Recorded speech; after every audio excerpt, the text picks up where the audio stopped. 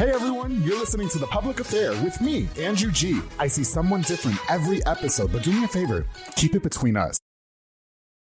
Hey guys, what's going on? Good morning. It's me, Andrew G, and welcome to another episode of The Public Affair. I say good morning. I normally shoot this show like at nighttime, right? Like after the daily, functions or whatever. But now it's 8 a.m, and I'm so excited. I actually really like recording this early. I haven't recorded this early in years, but I'm happy to be doing it today. But listen, thank you guys again so much for tuning in. I've got a really, really fun episode here. Now, before we continue, I want to thank Mike with Rogue Media Network, who's here this early in the morning. I didn't have a hard time getting out of bed, Mike. I don't know about you, but I did not have a hard time getting out of bed. And then to all of you who are tuned in, thank you guys again so much. Please don't forget to like, share, and subscribe. Now, before we continue, I definitely want to use this opportunity to give a shout out to just a few of our sponsors of this episode of The Public Affair. This episode is brought to us by David Santabanez with Linear Real Estate. He is the #1 sales agent in his office. That's why he's going to help you buy a home, sell your property. If you guys don't know what you're doing, he's going to walk you through everything step by step. Make sure you follow him on Facebook at David Linear. Just call the number on the screen. Get started now. It's never too late to get started. Se habla español también to my boy David Santabanez. Thank you so much for sponsoring this episode of The Public Affair. Of course, at Armstrong's Bayou Cafe with Anika Armstrong, serving the most authentic Cajun cuisine with a wide selection of signature crab cakes, pasta, seafood, and more. Listen, if you don't like seafood and you just want to get a pasta, I recommend every single pasta that they have. Locations at Union Hall and at Union Grove in Woodway as well, closer to my house. So that way I can just go there all the time. All right, follow at Armstrong's Bayou Cafe Corporation on social media to Armstrong's Bayou Cafe. Anika Armstrong, thank you so much for all you do for me and The Public Affair. I truly appreciate you. Of course, to Manny Guerrero at Blue Star RV Services, a mobile RV tech who can fix all RVs. I'm talking about travel trailers, fifth wheels, toy haulers, food trucks, and so much more. He deals with the warranty companies just in case you're still under warranty, so you don't have to deal with all that. Pay him and his team their small service fee. They're going to come out and get you right, get you taken care of. Follow on Facebook, call the number on the screen of Blue Star RV Services. Save their number. Just save their number. Thank you so much for sponsoring this episode of The Public Affair. And of course, I'm not going to go on without thanking Soko Soccer Academy with Dominic Gutierrez and Ariana Gutierrez, located at 3304 Franklin Avenue. That's right. They're offering team, small group, and individual skills training. Also, really ideal for daycare services as well. They also provide elite skills training to make your kids superb star athletes with professionals like George De Leon. The Public Affair also remains a very proud sponsor of the Soko soccer teams, coached by my very best friend, Coach Mauro Maldonado. Thank you so much for that opportunity and letting me do that and support you and the kids and your team of coaches. Truly appreciate you, Soko Soccer Academy. Thank you guys so much for all your support for The Public Affair. I truly, truly appreciate you. You like that, right? That was really good and I told you, I'm a morning person, okay? Listen, you guys, this episode has been long overdue. And I know that the minute I was telling some of my peers, especially my two brothers, that I was having this guy on the show, they completely lost their shit, right? And I had to know why, right? I need to know what the impact that this man put in my peers' lives that stuck with them. We're in our 30s now. They were teenagers or younger when they met you. Listen, he's an icon. He's a legend. And he's been the moment in many of y'all's lives for many years. Okay, I've got Sean Sutcliff here on The Public Affair. How you doing? I'm well, yes sir. It's Sutcliff, right? Or is it Sutcliff? Don't let me say it wrong. If I said it wrong, you can punch me in the face. Sutcliff. It's Sutcliff. Thank you for being here. Thank you for inviting me. No, you know what I thought was really awesome was when I invited you, you were so concerned about being boring. I said, I just want you to be you though. You don't have to be exciting. Which is why I'm concerned about No. I just want you to be yourself. Okay.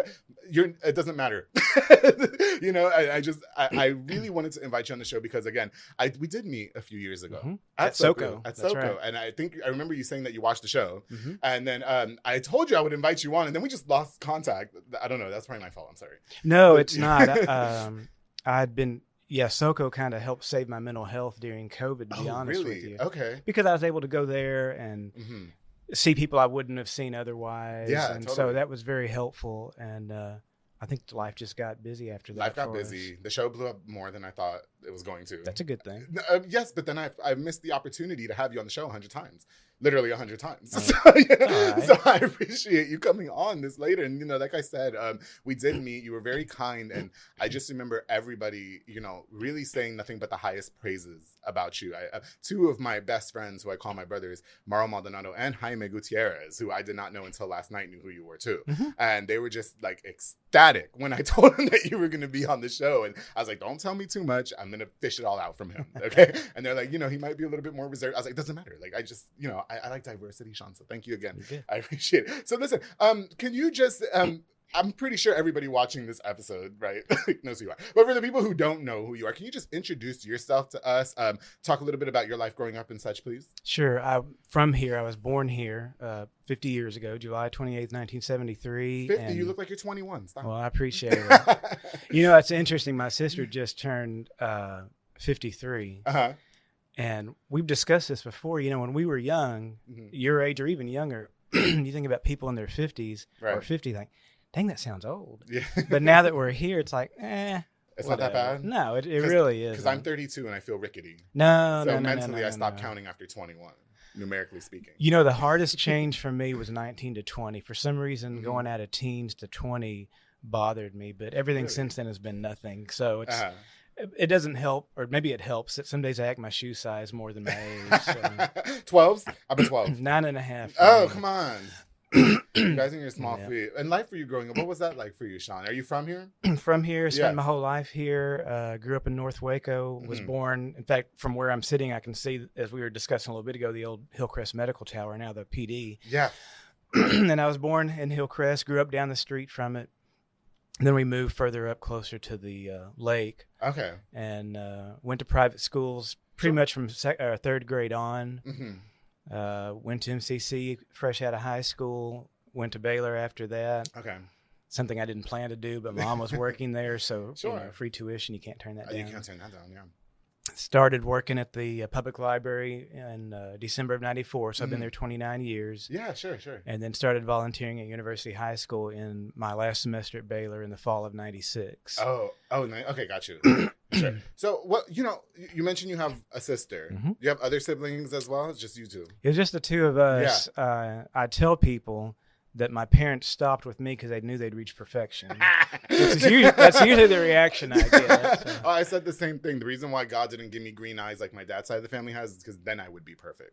But that's why God gave me these eyebrows, Sean, so it's all good. Now, you know what they say about people with brown eyes, Why right? do they say that? They're full of it. Oh, sorry. Yeah. Are you saying that I'm full of it? No, I am. Oh, you are. Well, then we both have brown eyes, so we're All both full of right. ourselves. There you go. What was your family dynamic like? Would you say that you guys got along pretty well, or would you say that you were a little bit whatever?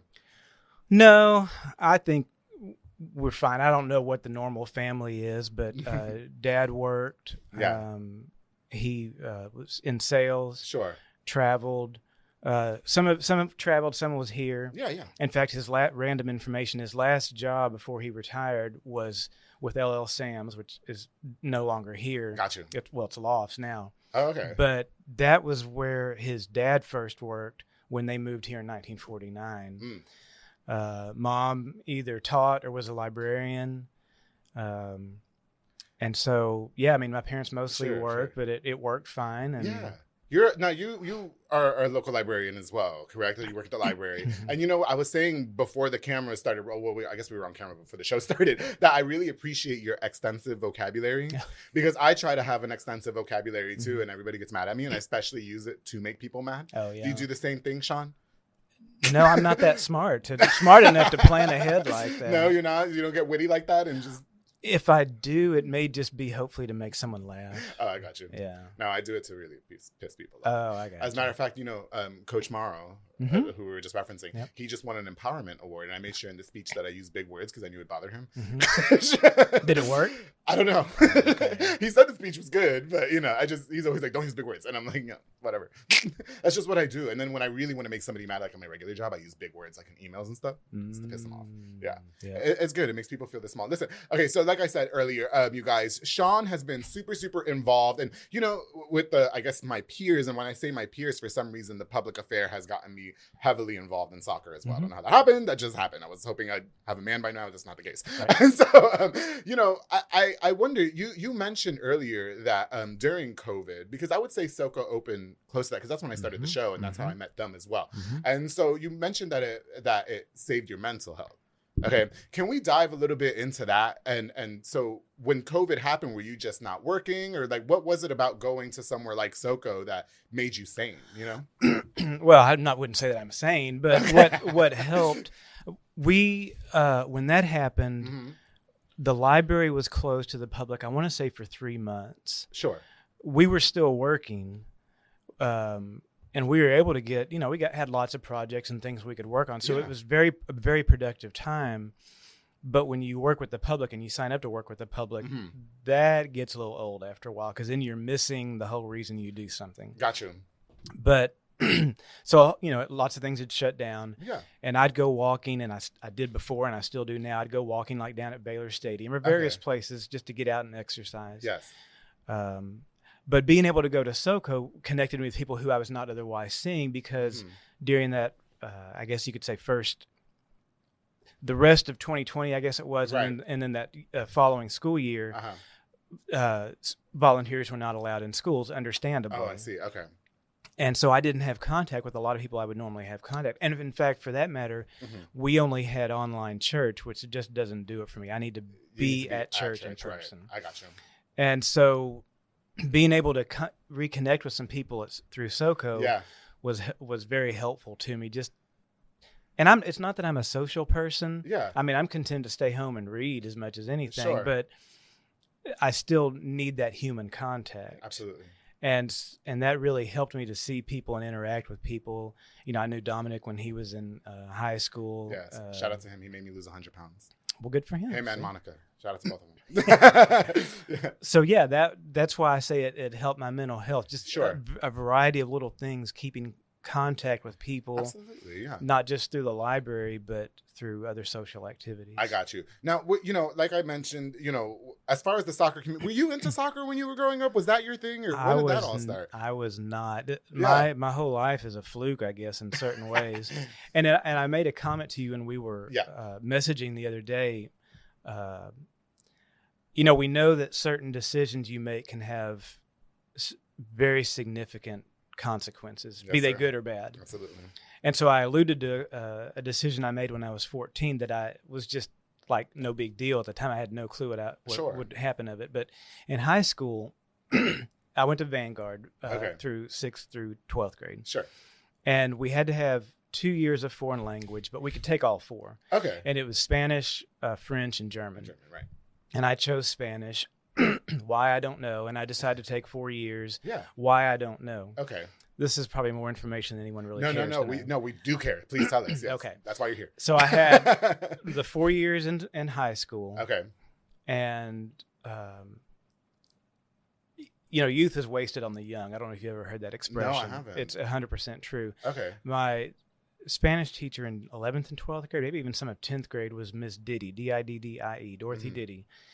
And her husband died and she remarried. But she was a wonderful teacher, well organized. She was just a wonderful Christian woman. And I didn't adequately appreciate what a great teacher. But anyway, so I learned a lot from her.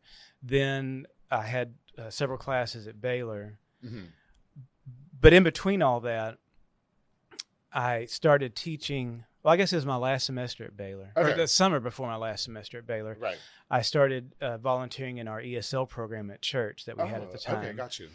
And that, you're probably thinking, where the hell is he going with this story? There's a point to all this. I'm like in tune with you. Okay, good. I promise. Yeah, you're good. Right. Yeah. Sean, don't overthink about being here. Oh, okay. All right. I invited you're good. I promise. I appreciate it. We love Sean. Okay. Yeah.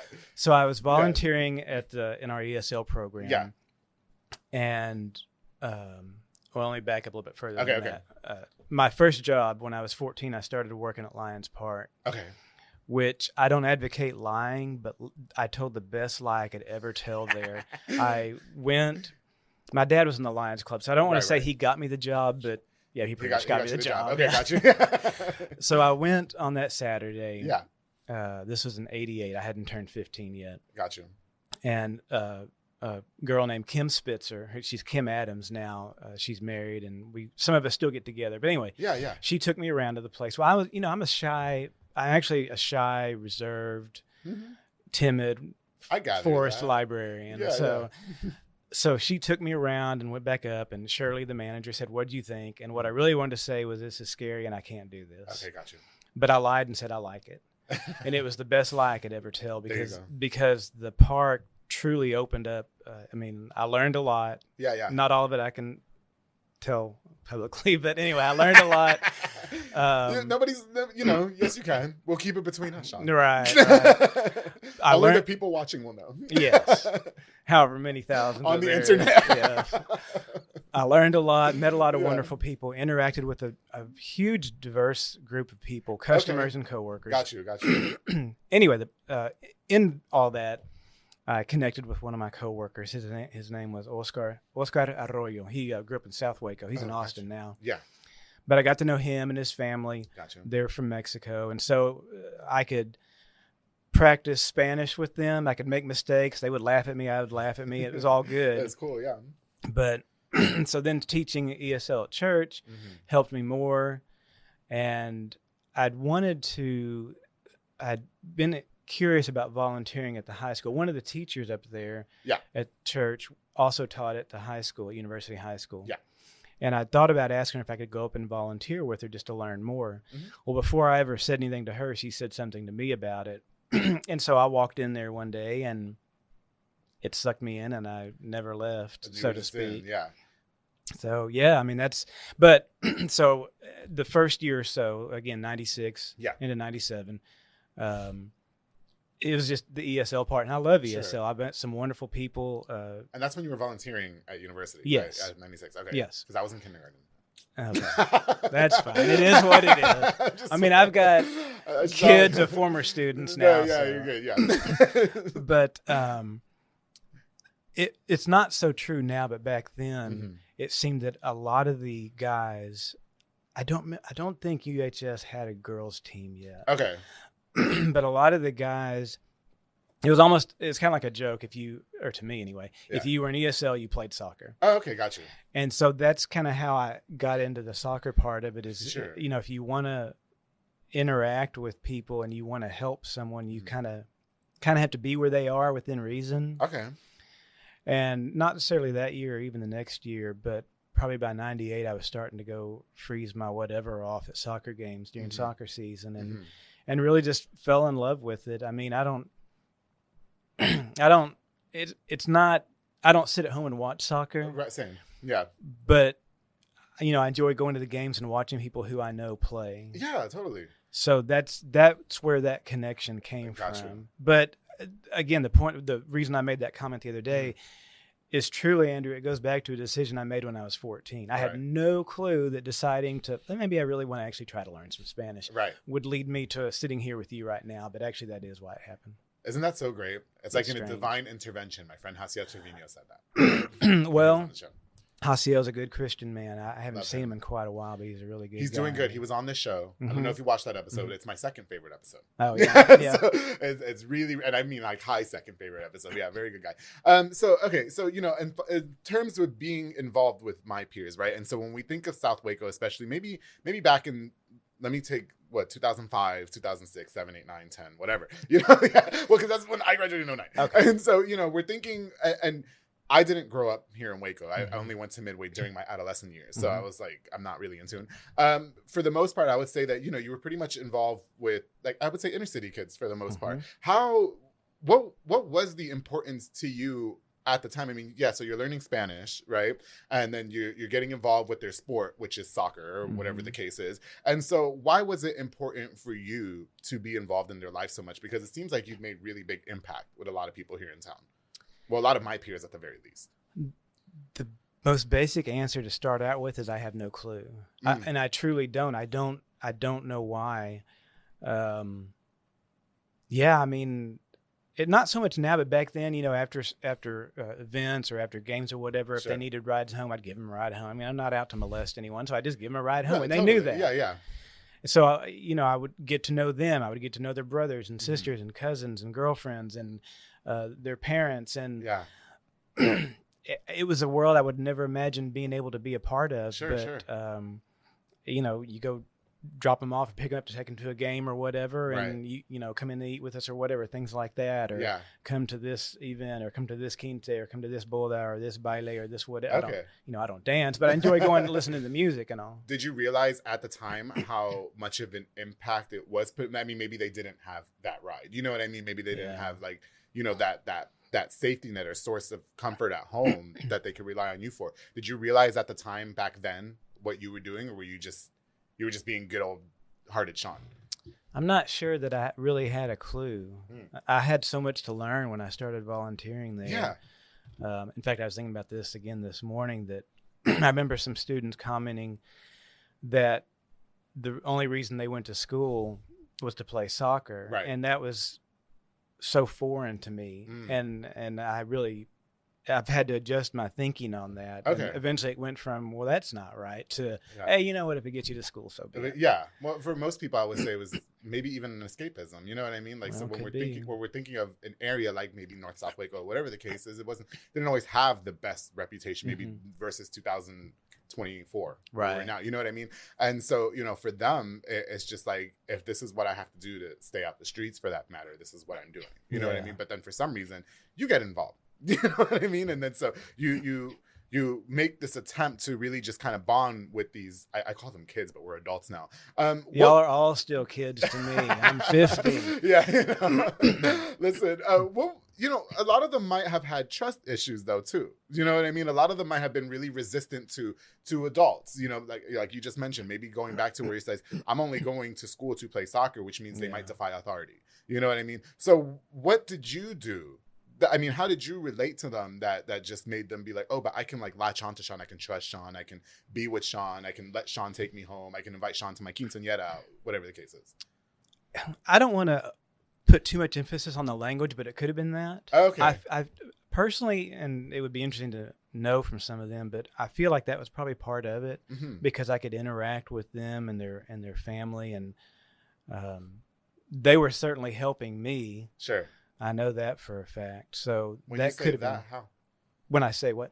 They're helping you, how? Helping me learn. No, the language. Oh, okay. Oh, Got you. Okay. Yeah. Helping me learn, and yeah, I mean, I think that was maybe a lot of it, to be honest with you. When I think of you, or when I thought of you, like in the last few years that we've known each other, or known of each other, I should say, because we never really like had to sit down and have coffee, which we should.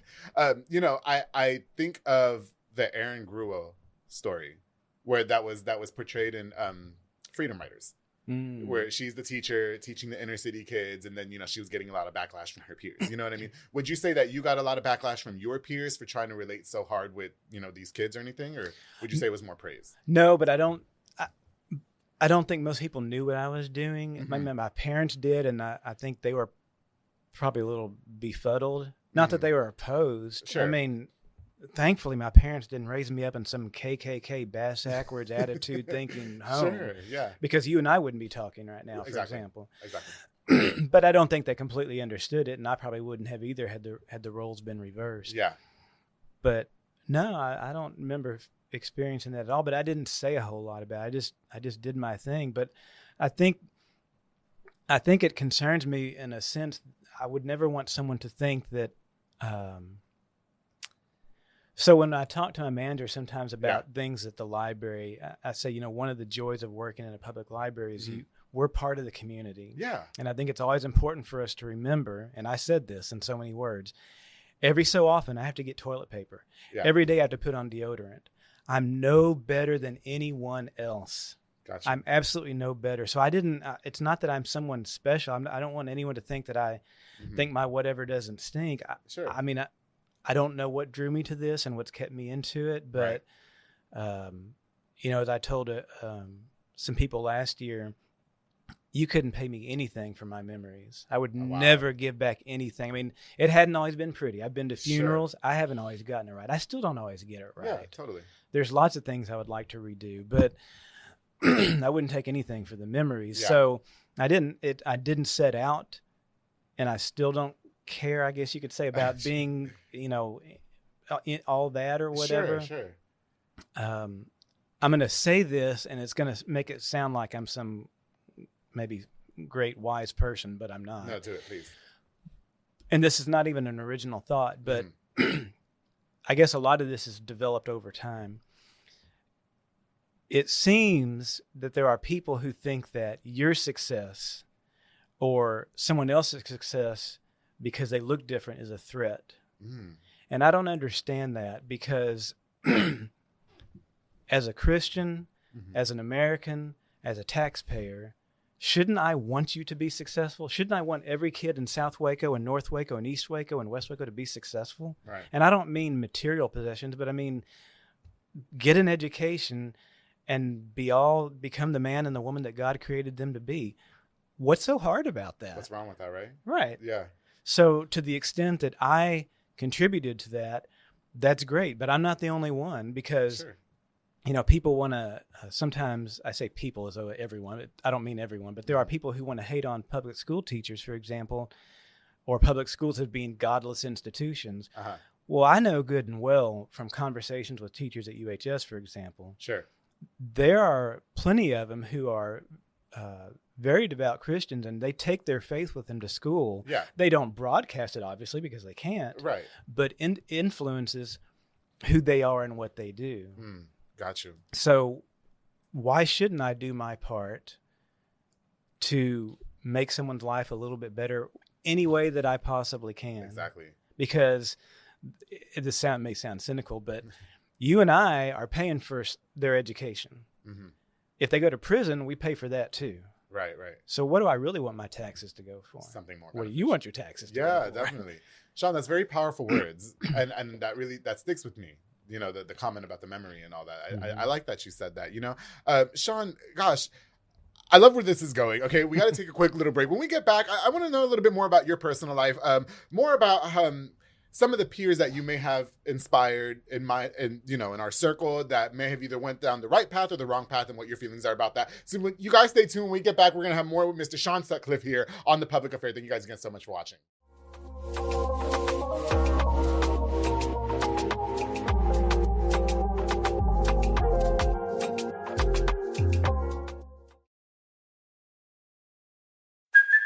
Hey, it's Kaylee Cuoco for Priceline. Ready to go to your happy place for a happy price? Well, why didn't you say so? Just download the Priceline app right now and save up to 60% on hotels. So whether it's Cousin Kevin's Kazoo Concert in Kansas City, go Kevin, or Becky's Bachelorette Bash in Bermuda, you never have to miss a trip ever again. So download the Priceline app today. Your savings are waiting. Go to your happy place for a happy price. Go to your happy price, Priceline.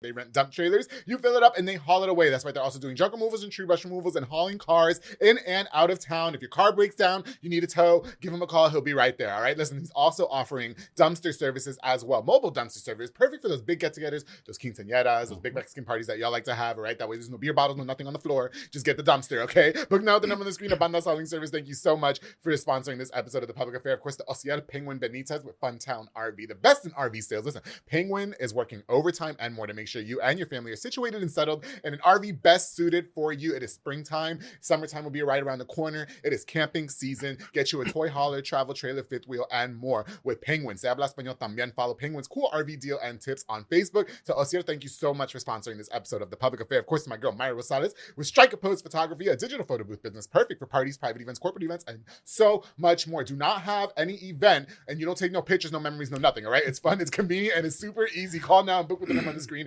Follow on Facebook at Strike a Pose Photo Booth. To Myra Rosales, thank you so much for sponsoring this episode of The Public Affair. And of course, I'm going to give a big shout out to my boy Joseph Blancas with JB Auto Detailing, who provides mobile detailing for all of Waco and the surrounding area, promising 100% satisfaction guaranteed, leaving your vehicle looking brand spanking new and fresh. Cold weather's out. It's going to be sunny. We probably won't get rain for another 6 months, okay? Get your car washed, get it detailed, make it look brand spanking new with Joseph Blancas. Pricing is such at jbautodetailing.net, and call the number on the screen to book. Follow on Facebook as well to Joseph Blancas. Thank you so much for sponsoring this episode of The Public Affair. All right, guys, we are back now with the legend himself, Mr. Sean Sutcliff. I just like saying that because, again, all of my friends just love you.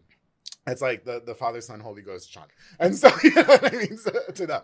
And so, well, I appreciate you being here too. Thank you so much. It is an honor. I appreciate it. No, it's an honor having you. You don't understand. Nice. I love 8 a.m. recordings. All right. Then we have the whole rest of the day. Whatever. Listen, yeah. Before we get back into, the impact that you've had on my friends' lives, can we talk a little, are you married, Sean? No kids, no nothing?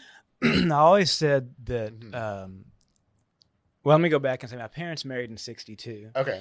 And for whatever reason, that's neither here nor there to me, mom wasn't getting pregnant. So in theory, my sister and I should be well into our 50s, even closer to 60. Yeah. But my parents were in the process of adopting, and they were told, and I believe it, that 50% of people who were in the process, or back then, the process Sure. of adopting will get pregnant. Okay. So sister was born in 1971. I was born in 1973. My parents were in their early mid-30s when we were born. Sure. Not a big deal, but I told myself that if I had kids, I wanted to have them before I was 30, or by the time I was 30. Okay. But I fell in love with work instead of a woman. Oh, see. And so I never got married at all. Okay. And without, going into a great psychological profile of me, there were self-esteem issues, I would say, that I didn't, I think that got in the way. Really? Yeah, I was thinking the other day about the first girl I was interested in. She and I worked together at Lions Park. Okay. And she lived out in Bosqueville. I'll say her first name was Amy. Hey, Amy. And he's still in the market, Amy. Girl, you better come over here. He's famous now. He was on the show. I don't know what's become of her, but anyway, she was a shot. Okay, Sean. Yep. She was a really pretty country girl. Yeah. But anyway, I think again, without trying to do a psychological profile, I always thought, why would she be interested in me? Okay.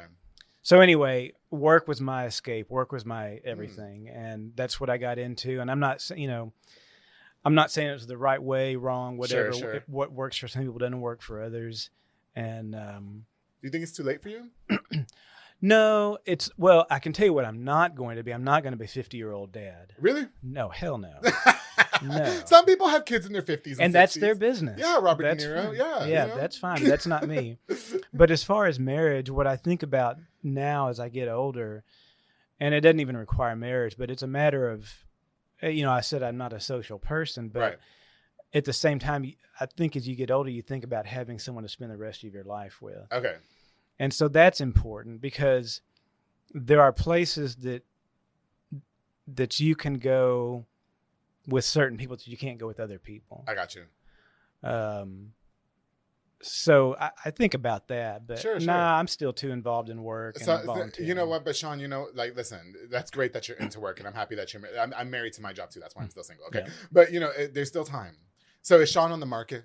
Can a woman slide in your DMs right now and then take you on a date? I think she'd be wasting her time. No way. Come on. I do. You're the total package in 2024. They don't make the men like they make you anymore. They don't. I don't know. All the women, the women want a man like you in their life, Sean, okay? Well, there's still time. There's that 50-year-old woman out there whose man has slept around her several times, and she needs you to come save her and whisk her off her feet. Okay. I would say this, that you can't force things. Oh, you're right. And I can somewhat speak from experience without going into detail. So, you just can't force that kind of stuff. I got you. If it's meant to be, it'll be. But I think back to, I know Paul wrote it in the Corinthians, and I believe elsewhere that, not everyone's meant to be married. If you're married, great, but he was referring to men back because of those times. Okay. But not every man is meant to get married. And if you're not, that's fine. Just dedicate yourself to what you're supposed to be doing. I got you. So. Well, you know what? Listen, if that works for you, anybody who can snatch you up is very lucky, Sean. You should know that, okay? Yes. I appreciate it. Yes. No, listen, okay, so back to what we were talking about before the break. We were talking about, the influence that you made in a lot of like younger guys' lives or people's lives for that matter. Was there one person that may have stuck out to you? Like, I know that you said that you were just helping people because that's just what you were doing. There was no intent. Obviously, there was no malintent, and so was there ever one person or a situation for that matter in particular that sticks to you that you may have helped somebody through or maybe couldn't help somebody through for that matter? It's been so many years. I don't, and I almost hate to think of anyone because I'm afraid I'll offend someone by leaving someone out. And part of it is after 27 years, if I see someone, I have to sometimes say, "Now, what year did you graduate?" Okay. Because I don't remember. There've been so many over the years. So sitting here right now, later tonight, I'll think about something probably, but we'll put it in the end credits. Right? Yeah. P.S. Yeah. Right now, I can't readily think of anything. I don't know. I mean, it just makes me happy whenever I reconnect with a former student. There's some who, at the alumni game at UHS, I even say who it is. It was Margarito Lopez. I hadn't seen him. He graduated in 2011. Sure. I don't think I've seen him since he graduated. Really? So it made me really happy to see him and reconnect with him. He seems to be doing really well. So there's surprises like that, but then there's people I see on a regular basis, and that makes me happy. Yeah. So, again, not because of anything I did. That's not my point in saying that. Sure. It's just, you're doing okay. Well, you just made a connection with these people. And a connection, you know, can work all kinds of ways. You know what I mean? And so obviously, like, you love these people and you care about these people and you want to see them do well. You know what I mean? There's nothing wrong with that. Right. You know, and I applaud that about you, you know? You know, so with that being said, then, you know, we're talking about back in the early 2000s, we're talking about the 90s, you know, was there ever a situation maybe where you felt like you had to constantly be defending a student? Maybe like, you know, another peer of yours is saying like, why do you keep associating with like this particular kid if all he does is get in trouble? You know what I mean? I can't readily think of one. Mm-hmm. I know one hard thing, and I'm sure this is true for anyone who works with young people, is you see someone who just seems to constantly be making some boneheaded decisions that you know are going to be, that are self-destructive. Sure. And we all do self-destructive. And I have my own demons. We all do. Mm-hmm. But yeah, when you see someone who keeps, you just think, this is not helpful. Sure. This is not going to help you become the man you were born to be. Or in the case of the girls, the woman. It doesn't matter who. That can be very frustrating. And I guess sometimes you just have to step back and say, you know, I love you and I care about you and I want to keep encouraging you and maintain that contact. But I don't know what else to do for you right now. Exactly. Well, it's called loving from a distance. And that's the hardest thing to do. Yes. That's the hardest thing to do for sure. You know, and then while you know, obviously have made like this quintessential impact in these people's lives, right? And so I wonder, you mentioned, you talk a lot in the interview about like mental health and the demons that you battle and stuff like that. And maybe while these people are confiding in you and, you know, finding a source of like a safety net for that matter, what about for Sean? Was there anybody that you were able to ever confide in, talk to about maybe some of the things that you were going through mentally? When I was their age, or are you talking about just even in general, like even now? No, not that readily comes to my mind. Mm-hmm. I would say, and I'm no expert on this, I have an addictive personality. So I could, you know, people can become addicted to anything, whether it's porn, food, drugs, alcohol, cell phones, video games, anything like that. So that's among the reasons why I don't drink alcohol, besides the fact that I pretty much drive everywhere I go. But good thing I didn't offer you any mimosas this morning. Well, I would have thanked you and politely declined. But yeah, so I have to work after this too. They would have been so mad at me. Okay, right. Marla would have been like, "What are you doing?" Right. It might have been more interesting, but done that before. Once, right? I'll admit it once, but twice. But I feel like, you know, I don't even know this is a matter of talking to anyone about it. It's more a matter of the people you interact with should help you be a better person. Agreed. And so if I've been of any benefit to any student I've ever interacted with, that's great. Mm-hmm. What I can definitely tell you is that the people, and it's not just students, it's their families, it's the teachers, it's, you know, a variety of people I've met over the years. Yeah. I can definitely tell you they've helped me. Okay. And not necessarily in even any specific ways, but be it acceptance, be it just keeping me occupied. Yeah. And, you know, the stereotype, if I may go there, of Hispanics is they just live in the moment, right? They don't think forward, which, you know, stereotypes are unfair, period, no matter who it is. I agree. I tend to, I'm one of those people who, if there's not a crisis, I can create one. So I tend to think too much, not because I'm smart, but because I start thinking too much down the road or overthinking. I'm the same way, Sean. Yeah, right. I'm the same way. I hate it. So, but I mean, some of the students I've interacted with have helped ground me in that moment so that I can try to appreciate that moment right there. Sure. It's still a struggle, but I mean, that's been helpful for me. Yeah, definitely. I don't know if that answered your question. No, I mean, for sure. Well, yeah, you know, it sounds to me like, listen, I mean, I try to just like relate with you, you know, in terms of, like, I'm single too, right? Like I live alone. And so, you know, we have a lot of time to think and we're both overthinkers. And then, and fortunately in that time in our solace or whatever, you may start overthinking about what you could have done different. And then you start beating yourself up. And, you know, we have to have people to talk to like that. And I reference my two best friends who I actually call my brothers, Jaime and Mauro. And, you know, they are that cushion for me. They're that safety net. They're the ones that beat me up when I'm overthinking. You know what I mean? Yeah. And who have, again, I reference them because they've had nothing but the highest praise in regards to you. And so I was just wondering, maybe you deal with the same thing as well, or maybe I'm just like overthinking. You know? No, Yeah. I guess maybe I feel like as long as I'm being active in something Yeah. that keeps me focused, whether it's school, whether it's at a game, Sure. whether it's at church, whether it's being out walking, whether it's being at the library. Although I will admit, maybe I should admit this, that there are times when I'm staring at the computer screen, doing what I'm doing. I know what I'm doing, but my mind is maybe elsewhere. Yeah. But the fact that I'm doing that is helpful to me. I got you. Specifically, for example, when my dad was in the hospital. Well, that's a long story by itself, but he spent his last 6 weeks of life in ICU in Temple. Okay. So going back and forth, trying to stay at work, stuff like that. Staring at a computer screen can kind of help you. You're doing something, but you're also zoned out at the same time. For sure. But at the same time, that still kind of helped me stay grounded. I got you. Okay. But anyway, I'm probably drifting off into whole nother No, you're conversation. good. But you have your methods of just, I guess, keeping yourself together for the most part. Yes. Oh, okay, good. I just backpedaling to the soccer a little bit, right? Like listen, I told you I sponsored those soccer teams. Okay. I hate going to the soccer games. I do. I hate going to the soccer games because things get really thick, right? Like people get very aggressive, and I'm not an aggressive person. You know what I mean? Like, what's going through your mind when you see that? I mean, you see a lot of the people that you essentially helped raise, you know what I mean? Which is great. They're still staying active. They're still playing, whatever. But everybody gets really, really like confrontational, right? And you don't strike me as a confrontational person. What goes through your mind? Because I know I get scared.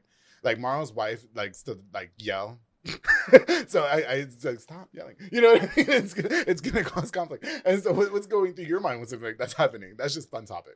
Well, see, there's two. There's more than two platforms, I guess, because most of the games I go to are high school. Yeah. So I've been to hundreds of JV and varsity soccer games over the past 20-something years, and you always have your mouthy people, but it's nothing much. Do you get mouthy, Sean? Are you one of those? I don't. I don't. Yeah, I may whoever I'm standing with, we'll be talking about the game, but I'm not. You're not yelling, and I think one of the most important things that I have to remember, for me personally, at a soccer game, we all want to win. Yeah. But wins and losses come and go. Mm-hmm. But God willing, after that game, I'm going to go home, get ready for bed, sit down and read for a while, and the next morning wake up and go to work. Okay. And I can't get my calzones in a wad over a soccer game. Sure. Because life is bigger than that. It just moves on. It has to. It has to move on. It absolutely has to. I agree.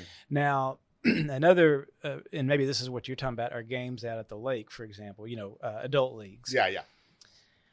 I'll say something that's probably not going to make me very popular, but I don't care. No, it's okay. I've been to some of those, and I understand that you get in the moment and you want to win. And of course, there's nothing wrong with that.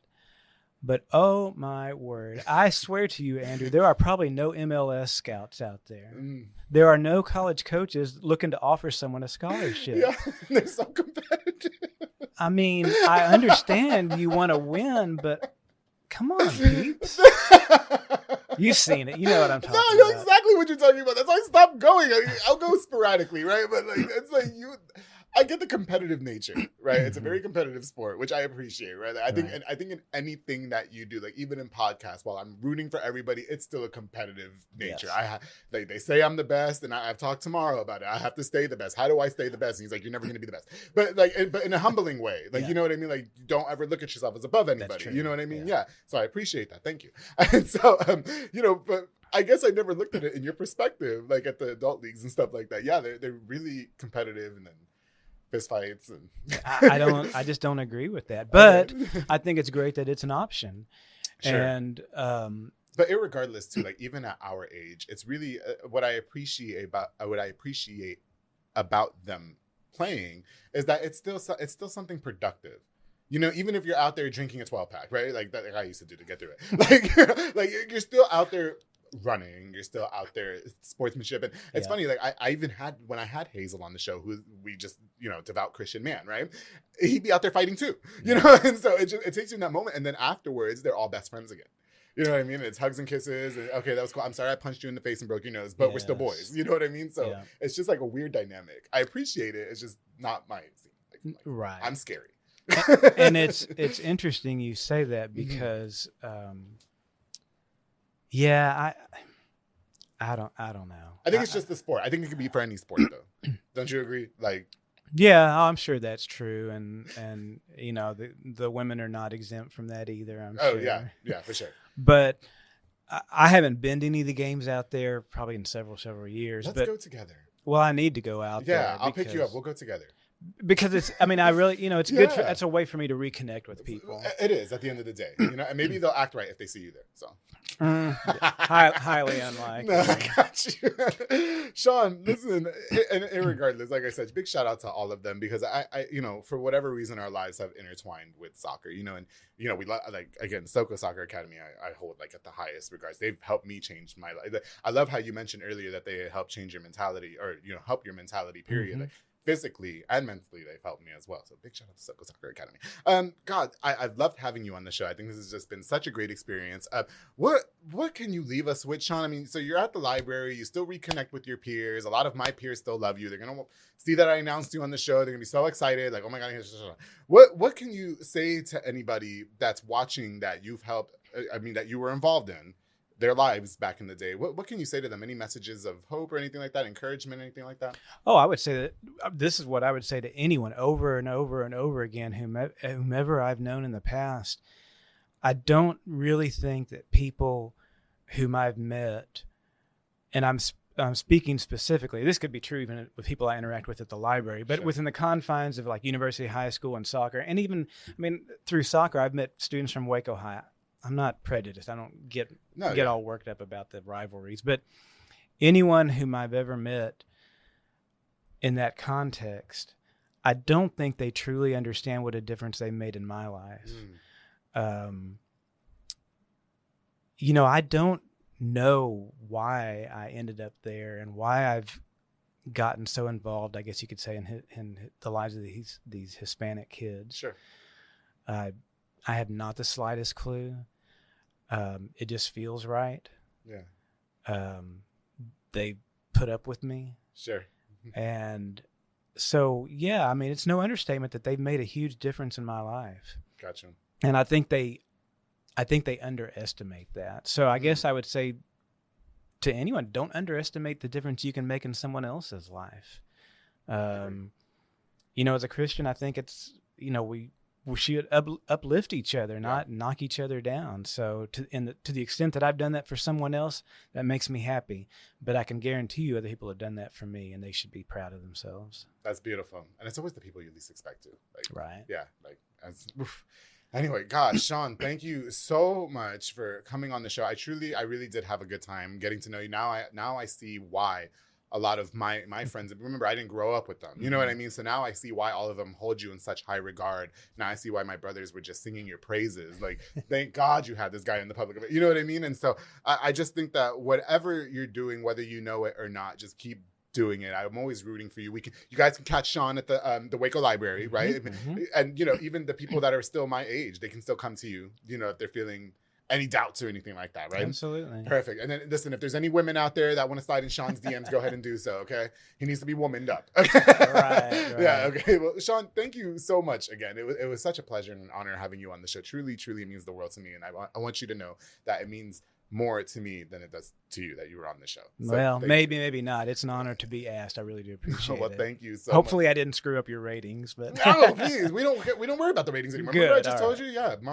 We just we do it because we love it. Okay, that's it. Yeah, screw the ratings. Okay? Right. Listen, thank you guys again so much for tuning into this episode of The Public Affair, the Sean Sutcliff. Thank you so. Oh yeah, no, I wanted you to tell them in Spanish and stuff because you did speak Spanish. You're Caucasian and you learn Spanish. 4 years of Spanish. Tell them what? Whatever you said before. How much of an impact they made in your life. Oh man, you're gonna make me think. I'm gonna screw this up. Any other day of the week, I could think this up. My friend Joe Bonnie said you speak more Spanish than him. Which one? Hernandez? Hernandez. Oh, sure. I'm really proud of him. He's so great. Yes. He's so great. But that's just it. Me han hecho feliz. Estoy muy orgulloso de ellos. Ha sido un placer conocer a todos ellos, a los estudiantes, a sus familias, parientes, todos. Es difícil explicar bien, describir en pocas palabras el impacto que ellos han tenido en mi vida. Muchas gracias por eso. Igualmente. Gracias, y que tengan buen día, okay? And thank you so much again for everybody that tuned in. Don't forget to like, share, and subscribe to Sean Sutcliff. I appreciate you, and it's so nice to meet you. Now, before we go, I definitely want to use this opportunity to give a shout out to just a few more of our sponsors of this episode of The Public Affair. I have a lot of sponsors, right? It's a blessing. It's a blessing. No, it's a good thing. I love it so much. Of course, the J Pedal and Poke with Junior Fuentes, Thomas Robertson. I love J Pedal. I had J Pedal last night. I roll around J Pedal at least 3 times a week.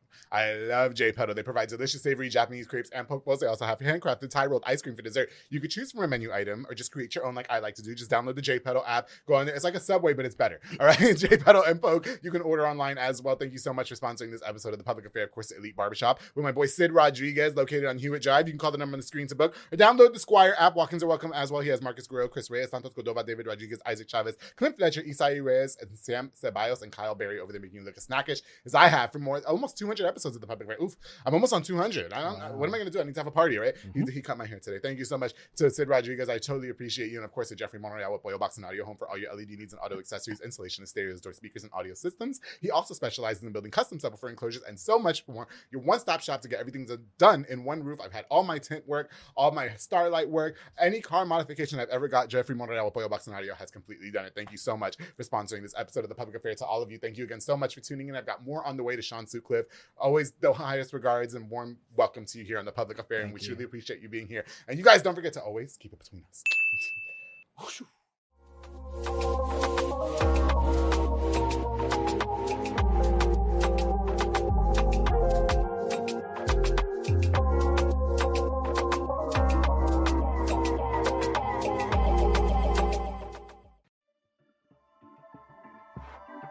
This has been a Rogue Media Network production.